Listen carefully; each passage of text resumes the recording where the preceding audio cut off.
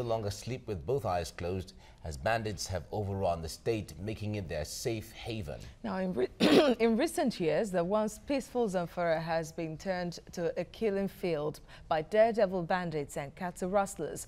A report released by human rights watchdog Amnesty International said that at least 371 people have been killed since January 2018 and dozens of villages sacked in that state. Yeah, the bloodbath has continued almost unabated despite the deployment of 1,000 security forces comprising the Army, Air Force and the police to engage the bandits terrorizing the state in July 2018. Now, in the early hours of Sunday, 23rd September, armed bandits besieged Nahuche village in Bungudu local government and abducted 7 people, including a former councillor, Bello Dania, demanding 100 million naira for their freedom. But before that attack, some bandits had on Saturday kidnapped 2 officers of the Nigeria Customs Service at a checkpoint at Furunjaja village. Well, that's according to a report published by Daily Times anyway.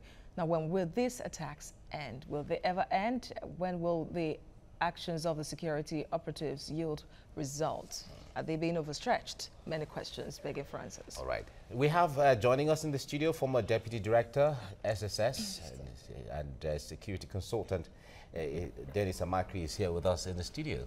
Good morning. Thank you for joining Assistant, us. sorry. Yeah, assistant. Not deputy, assistant. You know, it is when you get into the system, you understand the difference between assistant and deputy. Yeah. Out there, deputy and assistant is a lieutenant. You just know he's the next after the main one. Yeah, exactly. Yeah. But it's okay, fine. It's good to have you in the studio. Thank you very Now, much. there are lots of concerns. We remember recently the federal government deployed 1,000 strong force to Zamfara state. Yes. Nigerians were happy. And within a few days, we saw some appreciable, because there were some arrest and neutralization of some of the bandits. Yes. But it seems to be taking a new dimension now with kidnapping and demanding for ransom. Exactly. We've already said it before that for terrorism to strive, they must have some kind of funding. And this banditry and then kidnapping are all parts of financing terrorism. And I won't put it far away from what is happening in the Northeast. So it's something that we have to look at. We've isolated the fight against Boko Haram to the Northeast, but you know, elements of these people have actually trickled into the country, all the way to Zamfara and Nasarawa, where they are actually attacking people and rustling cattle, kidnapping people, asking for 100 million. That all tells you that you know, the terrorists are trying to raise some kind of funds. We've been told many times that banditry it didn't just start now. In fact, it started way before terrorism started in the country. So would you say that it's metamorphosed into terrorism? Yeah, there are many places all over the world where banditry is actually criminals, you know, that have metamorphosed into terrorists. You know, and the continuum is where the bandits will start to acquire some kind of ideological, either religious or political, and then of course, if there is a terrorist group existing in that area, try to accommodate them, because the terrorists also need the criminal activities to get some money. Could there be a link between the Boko Haram terrorism going on in the Northeast and what is going on right now? We call them banditry in the Northwest, or even herdsmen in the North Central. Could there be a link between all of this? There is a link. That's what I just said.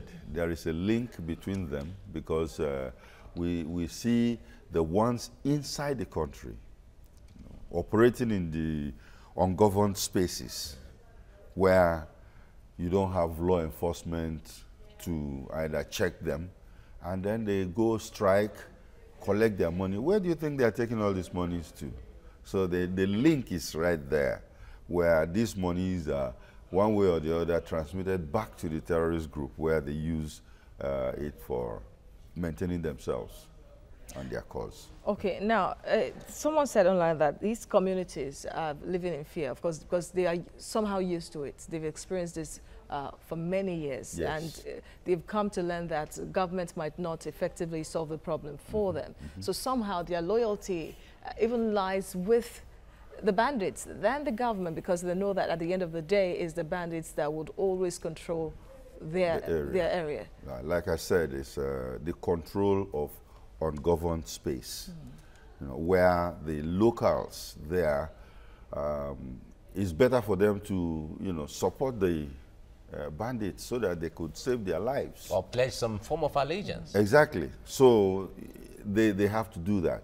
Now, government have to come in and then take control, change it from an ungoverned space to a defensible space, where you now have law enforcement or even the military acting and reassuring those people that they are safe. Otherwise, it goes to the militias. And how do you do that? You have vigilantes and all kinds of people, neighborhood watches that are there to support the police in governing these spaces. All right, the Emir of Ankara in Zamfara State, one of the places that's affected, Alhaji Atahiru Ahmad, has threatened to seek the intervention of the United Nations in what is going on there. If he goes on to do that, implyingly, would it look like a vote of no confidence in the government that is supposed to originally or primarily provide security for them? Yes, like I said, you know, the primary responsibility of every government is to govern the space in that structure called Nigeria. And, you know, it can be reduced down to grids, where every grid is taken care of. So if the government is unable to do that, you heard the president yesterday at the United Nations where he was asking for help, for support. True.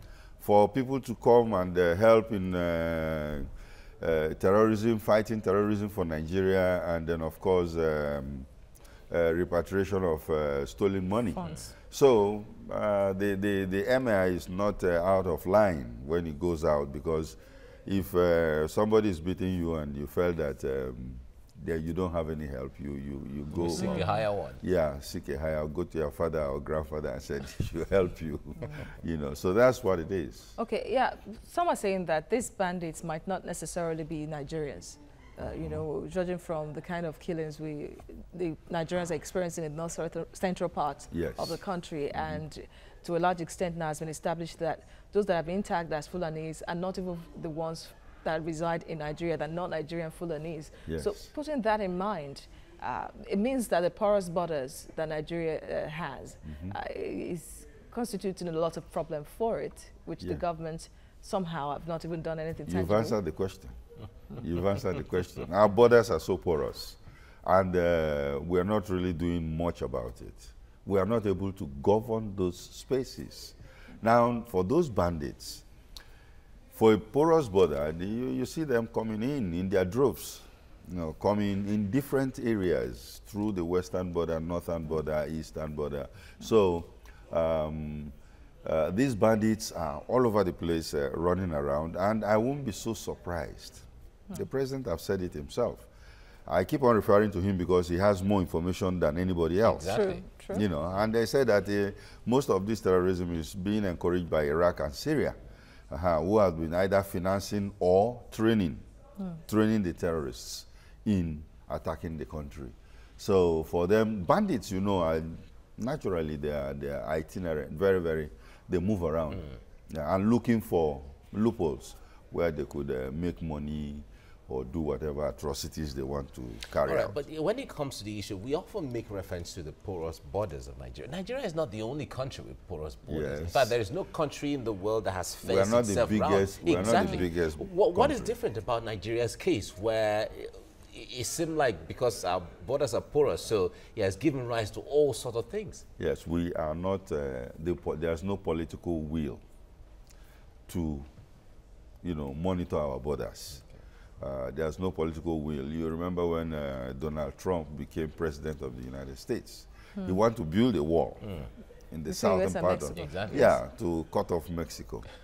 And, you know, although even that is very difficult, because you need to know how much money the United States is spending to maintain that, you know. But for our own, there are even some treaties that we've committed ourselves into, like the ECOWAS treaty, that allows free movement of people. But free movement of people does not mean that you can just move in and out as you like. Anytime you are moving through any border, you must show your passport. But we've not been serious about it. Go to Seme border right here at Badagry, and then you discover what is happening. You know, there is no seriousness in enforcing that rule. And also the tribal and sometimes ethnic links, where the wife actually lives in Nigeria and her husband is from the other side, in Benin Republic. I've actually been to, in Medugri, I've been to a place where the sitting room is in Cameroon and the bedroom is in Nigeria. So how do you do that? Citizens of two nations. Yes, they are. But you have to recognize them properly and then document them properly by giving them a passport. All right. So anytime they're going from the sitting room to the bedroom, they need to use you their have passport. to show, and there must be an immigration point over To the there. other room. Oh, but the other room was in Nigeria anyway. The other room is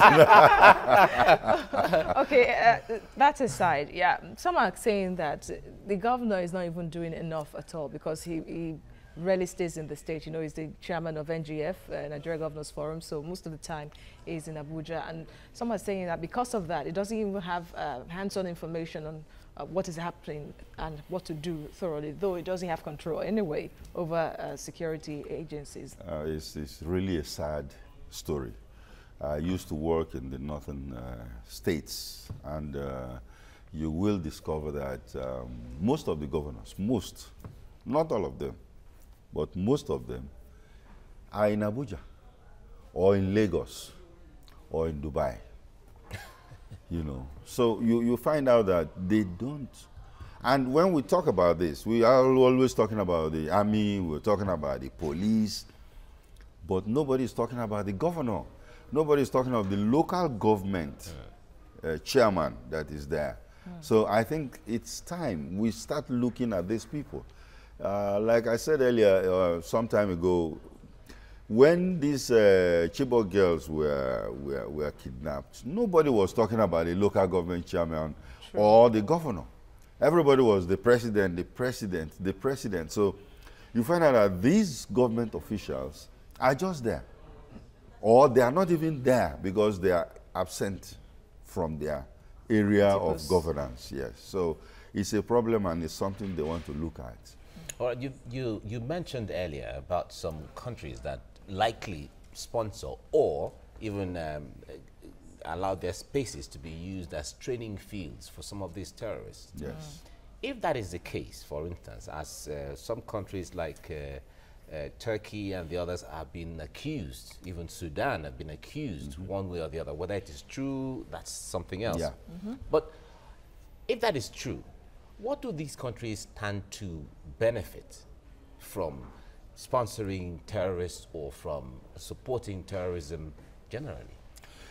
The urge or the will by any country to support terrorism in another country is very, very political.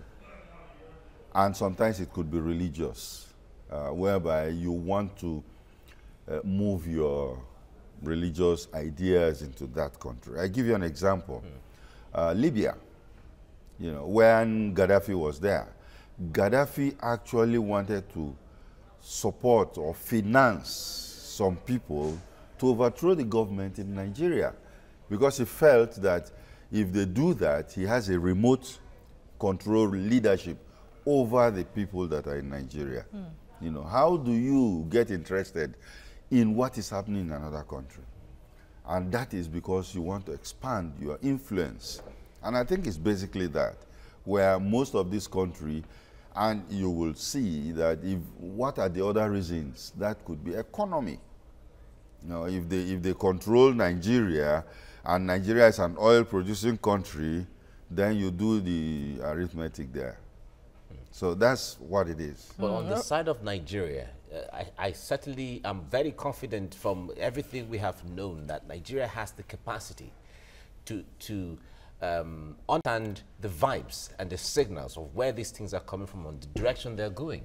Yes. But the tactic or the outright strategies to mitigate these, we don't seem to see that. Sometimes we even have the tactics and the strategy to deal with this. Okay. But like I said, there is an important lifeline in there, and that is political will. Political will for people. The government of the day have their own agenda of what the way they want to see the country go. And what priorities they have. Yes, and the priorities are being ordered right there. So if you feel that, okay, we want religious expansionism in Nigeria and the government in the country believes in that, then anything concerning religious expansion will not be touched. You know, they will allow it to go. But if they're against it, like we're against corruption, then we attack corruption. Okay. But, you know, if we don't want to fight corruption, then we allow things to go the way it should go. So talking about political will, really, and what you just said earlier about if government really wants to do something, they know what to do and how to go about it. Some are saying that it's a known knowledge that in Zamfara State there is high level of illegal mining, that criminal gangs are in charge, and they supply weapons. There are lots of arms and ammunition in that state, that in fact, allegedly now, that influential personalities are the backbones of these criminal activities there. And then you wonder that if this is so loud, you know, the knowledge of it is so loud that when they have given so many instances of their own experiences, criminal people brandishing their weapons and all that, how difficult then has it been? You wonder why it's still difficult for these people to be reined in. Well, you know, I'm happy you raised that issue of criminal gangs, mining, because that is one issue that, you know, like they said, all minerals in Nigeria belongs to government. The oil in the South is very well monitored. We have DPR, we have NAPIMS, we have all kinds of people that are monitoring, selling and drilling, the oil companies and everything. But it's not the same thing with the solid minerals in the north. And Zamfara or Nasarawa are very, very well loaded. Taraba, well loaded with solid minerals. And even Niger State. Yes, and Niger State. And many people are making millions out of these solid minerals. Individuals, not monitored by government. You know, and they go around, and sometimes they have these terrorist groups. Like I told you, the terrorist groups are always looking for money. Otherwise, they will dry out. So if they know that this could happen, they do it. We've seen cases in South America where the terrorist group encourages the narcotic business because that's the way money comes in. Exactly. You know, so it's the same thing here.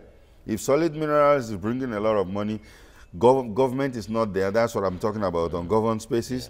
You know, these people will take advantage of that and then mine out whatever they could get out of it. All right. The governor of Zamfara State has issued a directive to security agents to shoot and kill anyone with firearms. And he resonated. He said that directive is also directed by the president. Now, if that is the case, is this going to solve the issue? Because it is possible that there are people who have arms that are licensed. They have people that are armed that have licenses. There are people who are vigilantes. Exactly. You know, so Or that's even what we say. hunters. You know, these governors sometimes don't have a good picture, a holistic picture of the problem, and they start solving it. You know, because sometimes they are not even around to understand the root causes of that problem. Because you want to either help those vigilantes, you know, vigilantes can also be bandits. But if you don't control them or support them in a way that they work for you, then they become bandits. You know, so you cannot go ahead and say anybody with arms should be shot. I was about to say that because in Anjuan Gajere in Zamfara state some months back, bandits attacked and the people had to protect themselves. They fought back. Exactly. And now that you're saying that shoot aside, whoever is wielding weapons, just like people in Benue said at a point to the government that if you do not protect us, we will take up arms to protect themselves because nobody wants to die. That's the thing.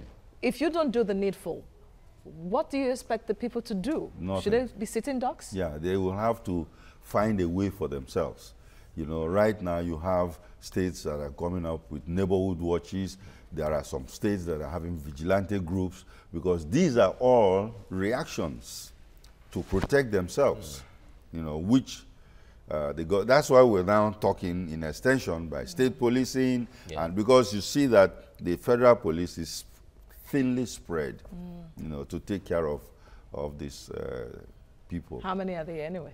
That's the point. 350 is not going to do anything for you. Although we've seen and we've also read about the assistance the vigilantes gave to security agencies in the northeast. The civilian JTF. Exactly. Yeah, Zamfara State, Borno State, Yobe State, and all of that. We should take a cue from there and not politicize it, because the problem we're having is that you can allow, the government will allow neighborhood watches in some states, and in some states they're against it because they feel that, oh, the governors are going to use it against them and stuff like that, you know. Security should not be politicized. Security is supposed to be for everybody, you know. But maybe some persons have abused it at some time, so the trust is no longer there. And then you should be able to put laws that guide the operations of these people. So therefore, they don't go out of hand or do whatever they want to do. All right. After several years that we're facing these security challenges, Nigeria is still calling for assistance from other countries who can assist them. Yes. And we've heard many of these countries have come to say, Nigeria will assist you. We're ready to assist you. Where is the missing link? Nigeria is crying, please come and help us. And they are saying, yeah, we're ready to help. And we're not seeing the help. Sometimes the help is actually there. And then because I know very well, there are British troops that are training Nigerian troops in the northeast. There are American military people that are helping in intelligence, you know, and stuff like that. But again, as long as terrorism continues, it becomes a problem where it's not a snake that you hit his head and it dies and then the body is dead. You have cells all over the place, and the longer the terrorism lasts, you find out that there are cells that are sent out to different places. Sure. And we should be very, very decisive in dealing with this. The other day, they captured some bandits who were going to Abuja. The army did. So where are they now? Have we prosecuted them? Have they been well interrogated to know where they come from and, you know, where they are going? They said they were going for a National Hunters Association meeting. Is there a National Hunters Association existing in Nigeria? Is it registered with the CAC? And who are the leaders of this? These are the things they want to find out. Exactly. It is not arresting people, parading them on TV, media trial, and then that is the end of the thing. Okay. So I think there should be more decisive action in dealing with people like that. But some are also saying that the solution to the banditry really might not just be a security solution alone. Of course. You can look at, for example, Lake Chad, basin drying up. That has forced some people, you know, to encroach on other people's land because they just have to survive. Yes. And then the desertification problem, you know, in those places, that if something is done, many people, you know, like what they say, an idle mind is devil's workshop. Devil's workshop. Yes, so you'll find out that we are dealing with terrorism in the northeast, and there are IDPs that are brought in there, left in a camp. They are supposed to have their back to their lives, where their area is either rebuilt and then people go back to their normal businesses. But you keep them there.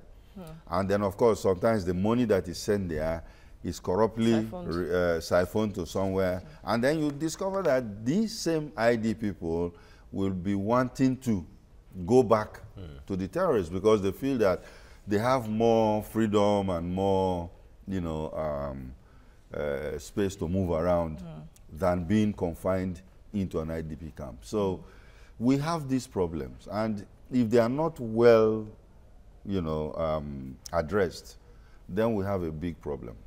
Dennis Amakri, thank you very much for your analysis at this time on the show. Thank you for coming. Thank you very much. Thank you very much. Thank you.